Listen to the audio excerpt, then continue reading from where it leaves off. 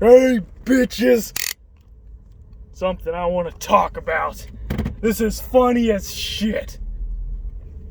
But it's fact. Fact or fiction? Let's talk about staying healthy, trying to avoid the pandemic illness. So, spazzing out is another way. Spazzing out is a way to potentially have a less chance of catching the Rona. Why? Because, let's get into some excessive detail about why spazzing out could potentially give you a slightly less chance of catching the Rona. And even if you do catch the Rona, you could potentially fight off the Rona a little bit better. Well, basically, spazzing out is a form of exercise. And as we know, doing consistent exercise on a daily basis is obviously healthy for a number of reasons. It gets the blood flowing, it boosts the immune system. So when you spaz out and your heart rate accelerates, you get the blood pumping a bit.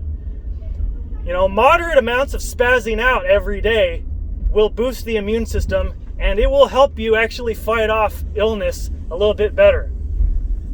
So that's why I've been spazzing out, because it technically falls under a form of exercise. That being said, spazzing out is healthy and it could potentially save your life.